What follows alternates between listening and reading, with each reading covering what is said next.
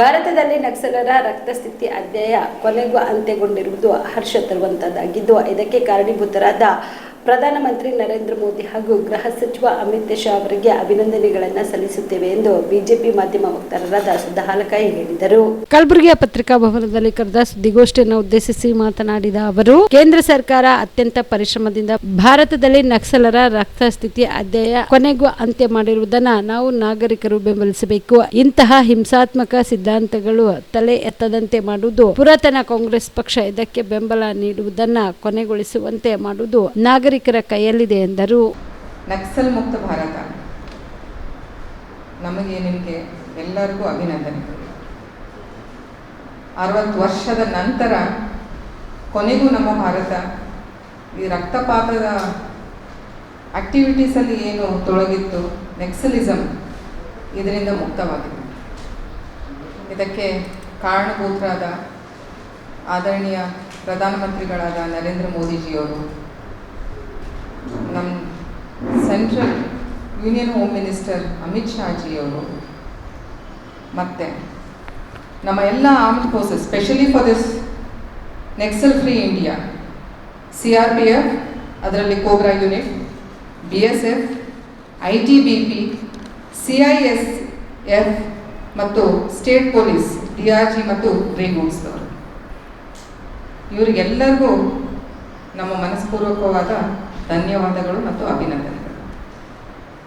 ನಮಗೆಲ್ಲರಿಗೂ ಗೊತ್ತಿರೋ ಹಾಗೆ ಬಡವರ ಸಲುವಾಗಿ ಅಂತ ಹೇಳಿಬಿಟ್ಟು, ಶೋಷಿತರ ಪರವಾಗಿ ಅಂತ ಹೇಳಿಬಿಟ್ಟು ಒಂದು ಲೆಫ್ಟ್ ಕಮ್ಯುನಿಸ್ಟ್ ಐಡಿಯಾಲಜಿ ಇಟ್ಕೊಂಡು ಈ ನಕ್ಸಲಿಸಮ್ ನಮ್ಮ ದೇಶದಲ್ಲಿ ಪ್ರಾರಂಭ ಆಗಿತ್ತು. ಸಂವೇರ್ ಅರೌಂಡ್ 1959 ಅಂತ ಹೇಳ್ತಾರೆ. 2014ವರೆಗೂ ಅಂದರೆ ಆದರಣೀಯ ಪ್ರಧಾನಮಂತ್ರಿಗಳಾದ ನರೇಂದ್ರ ಮೋದಿಜಿಯವರು ಪವರ್ ತಗೊಳ್ಳೋಕ್ಕಿಂತ ಮುಂಚೆ 128 ಡಿಸ್ಟ್ರಿಕ್ಟ್ ಜಿಲ್ಲೆಗಳಲ್ಲಿ ನಕ್ಸಲಿಸಮ್ ಇತ್ತು. 2024 12 ಜಿಲ್ಲೆಗಳಲ್ಲಿತ್ತು.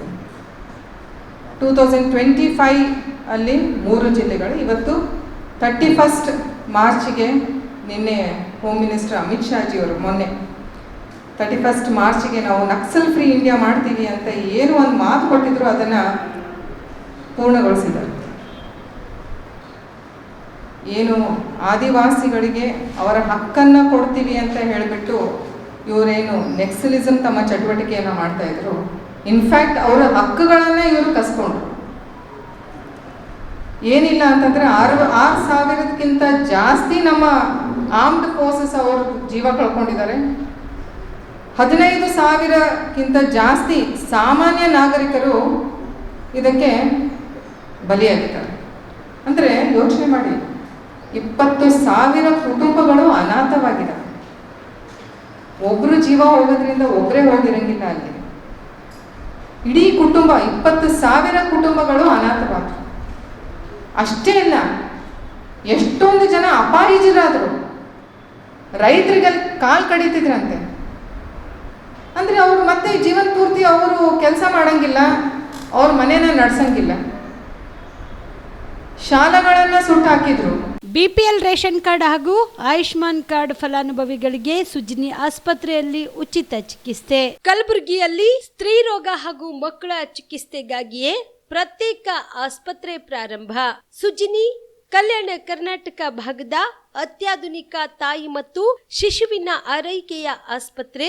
ಸ್ತ್ರೀ ರೋಗ ತಜ್ಞ ಖ್ಯಾತ ವೈದ್ಯರು ಹಾಗೂ ಮಕ್ಕಳ ತಜ್ಞ ಖ್ಯಾತ ವೈದ್ಯರ ತಂಡದಿಂದ ಕಡಿಮೆ ದರದಲ್ಲಿ ಚಿಕಿತ್ಸೆ, ವಿಶ್ವ ದರ್ಜೆಯ ಉಪಕರಣಗಳ ಮತ್ತು ಅತ್ಯಾಧುನಿಕ ICU, NICU ಹಾಗೂ ಇತರೆ ಸೌಲಭ್ಯಗಳಿಂದ ಮಕ್ಕಳಿಗೆ ಗುಣಮಟ್ಟದ ಆರೈಕೆ. ಸುಜಿನಿ ಆಸ್ಪತ್ರೆಯಲ್ಲಿನ ಸೌಲಭ್ಯಗಳು: ದಿನದ 24 ಗಂಟೆಯಲ್ಲಿ ತುರ್ತು ಸೇವೆ, ಹೈ ರಿಸ್ಕ್ ಗರ್ಭಧಾರಣೆ, ಒಬೆಸ್ಟ್ರಿಕ್ ICU, ನವಜಾತ ಮತ್ತು ಶಿಶು ICU, ಶಿಶು ಸಂಬಂಧಿತ ಶಸ್ತ್ರಚಿಕಿತ್ಸೆ, ಲ್ಯಾಪ್ರೋಸ್ಕೋಪಿ, ಲಸಿಕಾಕರಣ, ತಜ್ಞ ವೈದ್ಯರ ಸಲಹೆ, ಡಯಾಗ್ನೋಸ್ಟಿಕ್ ಮತ್ತು ಅಲ್ಟ್ರಾಸೌಂಡ್ ಸೇರಿದಂತೆ ಅನೇಕ ಸೌಲಭ್ಯಗಳು ನಿಮ್ಮ ಸುಜಿನಿ ಆಸ್ಪತ್ರೆಯಲ್ಲಿ ಲಭ್ಯ.